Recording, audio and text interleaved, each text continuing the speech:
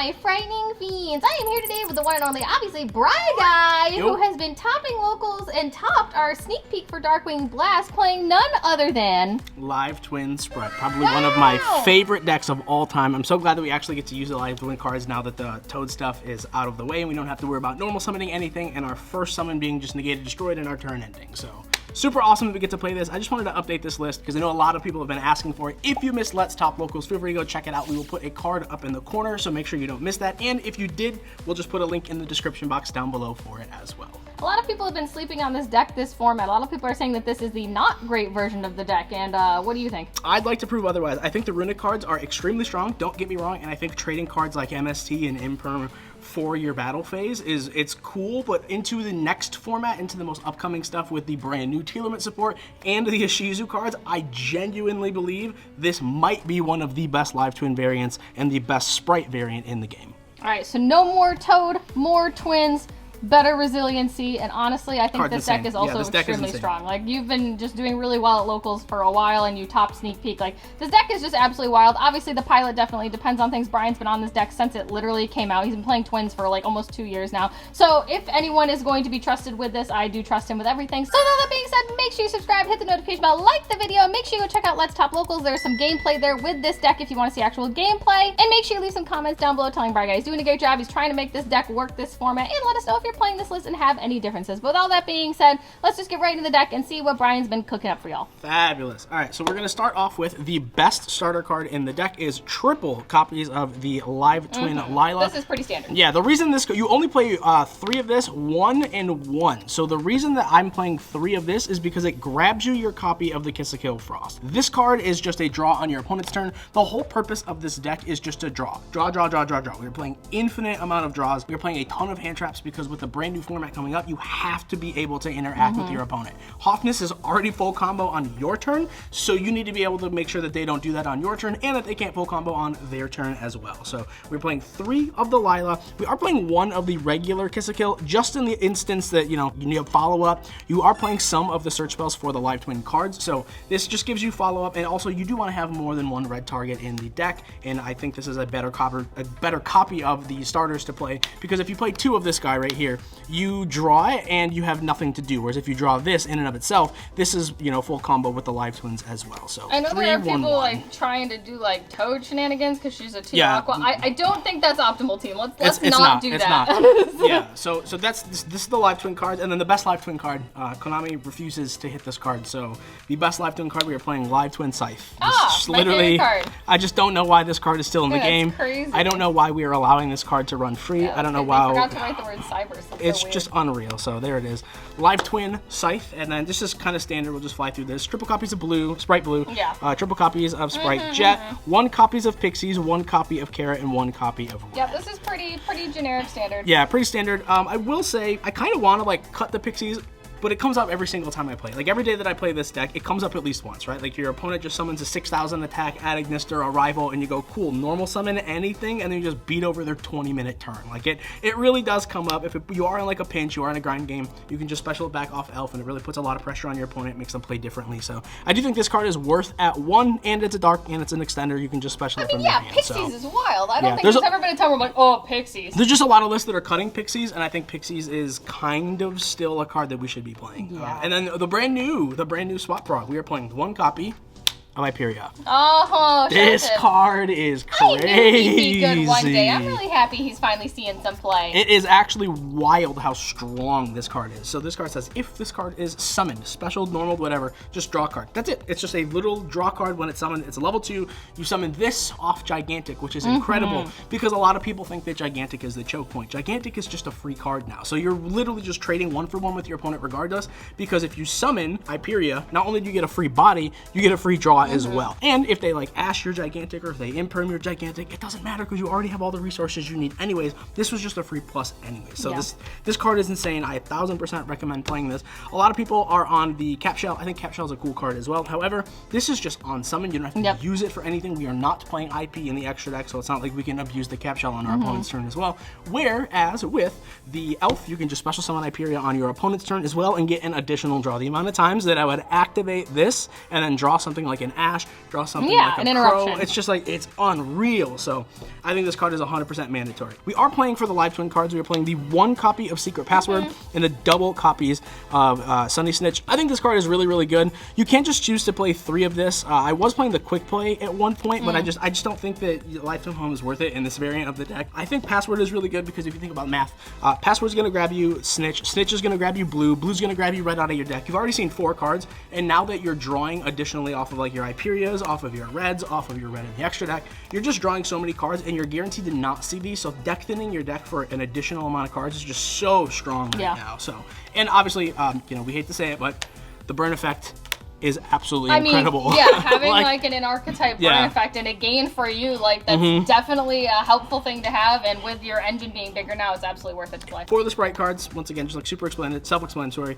triple copies of Starter and the 1 copy of Smashers. This is a card that So you're on Smashers now, that's different. This is a card that I swore I'm just not a fan of, and I like it. It is kind of bricky, however, it is a searchable out to, you know, a ton of cards that your deck doesn't typically have outs to, and it's really good against Floodgates, it's great against mine, it's great against, like, you know, big monsters that you can't target. So I think it's cool, and the only reason I'm playing it is because if you have noticed, we are not playing Brave cards. We are not, this is not Draco back, so you have to have some sort of searchable answer. And if it's, you know, if you're under a Floodgate and you can play the set draw, drawing Smashers sometimes is just game. So I think Smashers is a very good one-up in this deck. Moving on to the reason I think this deck is insane is we are playing double copies of Cosmic in the main deck. That's pretty strong. Triple copies of Forbidden Droplets. Very underrated this format and very good. Yeah, triple copies of Imperm. Wow. Triple copies of Ash. All right, let me zoom out a little. Okay. Triple Bell. Oh, he's playing the Starlights. I told him not to. Triple Crow, and then the 1 copy of Called By. This is why we're drawing in this deck. You're hoping to see any of these cards between the Kiss a Kill Frost draw, the Hyperia drawing on your turn and your opponent's turn. Like, this is what you're hoping to see into if you don't insane, open them, yeah. Like, just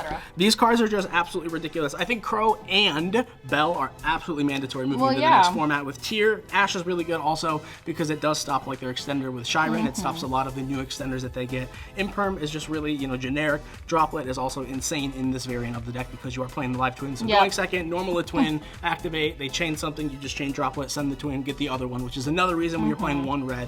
So I just think these cards are insane. I will say, I think Cosmic is kind of necessary in the main deck. There's a lot of Runic running around, and if you can hit the field spell, if you can hit any of the other problematic cards that they are siding or that they're playing, you just gotta respect mine game 1 too. I'm not one of those people who's like, oh well, no one's playing mine, so I'm not gonna respect it, because you sit down round 1 at a big event and it's like, cool, activate mine. You're like, I lose. So that Nadir is also no longer in the deck. Can you tell people why? Yeah, I was playing Nib. Right now, the new tier limit, I think it's Rukalos. The new tier limit fusion monster is something that they summon by their 5th summon, and it literally just says Nib doesn't matter anymore. So we were only playing Nib because Nib was really strong against the tier limit deck. But now it is not. But now it's not. So we just have to play more Graveyard Hate. We have to play more interaction. And but that's fine because this deck can net so much advantage off of it. Yeah, it does. And the call by too, like, right? The card's not banned, so why would we not play it? Extra deck, super quick. Playing the 1 copy of Dark, the 1 copy of Unicorn, and the 1 copy of Access Code. These are kind of like our kill buttons. Unicorn is broken in this deck because not only is it a fiend monster, so even if you are under like your live twin restrictions and you are not under your Spright restrictions, you can make Unicorn, and because your live twins point right and left, you can summon the Unicorn, co-link it, draw an additional card. Like, once again, like the amount of draws that you get in this deck is like unreal. This is just pot-agreed.deck. Yeah, and then like once like you can just co-link everything, it's really strong. So these 3 just kind of self-explanatory. We're playing Live Twin Sanctum, double copies of Live Twin Lilla. This is something that I think is a little bit not necessary or not standard in most Live Twin lists. A lot of people are playing 2 and 1. I'm playing 3 and 2 because realistically, like, just my opinion here, I feel like if you are going to be playing the Live Twin variant, the Live Twin should net you more than 1 turn. A lot of people are like they're just playing like normal blue, special your combo, summon red, summon back a blue, maybe you set Scythe, maybe you don't, and then you summon the other red, and that's it. You have no more Live Twins or Evil Twins left in your extra deck. So what happens next turn when you top a card and you need to have that grind game? I think these really give you that advantageous spot. They put you in a position where sometimes if you are just in like draw mode or pop mode, it really is just enough. And then I also like having the additional name because we are playing the one copy of Trouble Sunny. Trouble Sunny, there she is, I think this card is absolutely broken. It has come up multiple times. I know a lot of people are choosing not to play this card. That baffles me. Yeah, it really does. Like, I think this card is mandatory. The fact that it's 3,300 can tag out for an additional 2,200. It happened in Let's Stop Locals once again. Feel free to go check that out. But my opponent impermed, or I think they drop lidded my Gigantic, so I wasn't locked, so I could make this. And because I was able to make Trouble Sunny, it was just enough for game because it's just so big with all the damage that you can do. And then it has the send effect as well too. In Crave. Like, that's crazy. And that's once again, that's why I'm playing the other two twins, because you can just, it's simplified game state when you're just bringing back twins and looping twins. And also, once again, like Didi Crow and Belle and the Bestials are in the format now. So having additional names, it just makes sure that you're not losing to those cards. So, and this is just like self-explanatory. 2 Elf. Yep. This card is broken.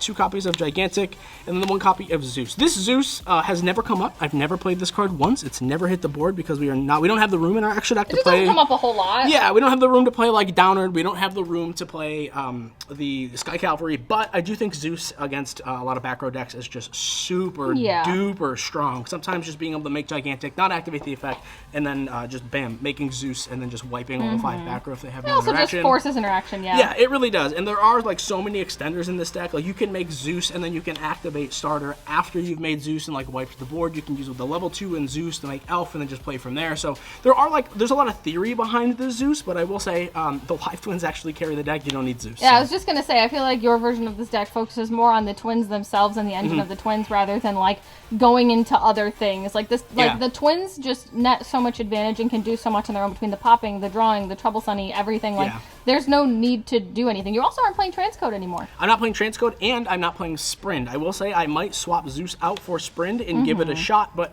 I think the really cool interaction with the Gigantic Spright here in this variant of the deck is that if your opponent does interact with your live twin normal summon, like say you normal blue and they ash it, or they imperm and you just special like a jet or whatever, you can just make Gigantic and then get the red from your deck regardless. So like having the live twins eats a lot of hand traps, having the Spright engine eats a lot of hand traps, and like it allows you to play through so much more. Yes. And I think for me that's why I chose this variant of the deck. I'm really proud of this build. This build has been performing insane. I will say, not to boast, but we 2-0'd everyone except for one tier limit player. Except for Kyle. And we didn't even lose to Kyle or the tier limit deck. We lost because he had like 4 floodgates, like trap floodgates that like it doesn't matter how many outs you draw. Kyle. Yeah, like when it's like judgment, there can be only one anti-spell. No, that's fair. Tick-boo, I like mean, you just, the deck. It's rough. It doesn't mean your deck isn't strong. I mean, everyone loses, everyone drops games. It's okay to do that. There are just decks that sometimes can win, and that's all right, team. But if you want to go see the actual gameplay, Let's Top Locals is in the description box down below. We also tagged it somewhere in the video. Definitely go check it out. Brian's going to continue playing this deck and modifying it throughout the format. But as always,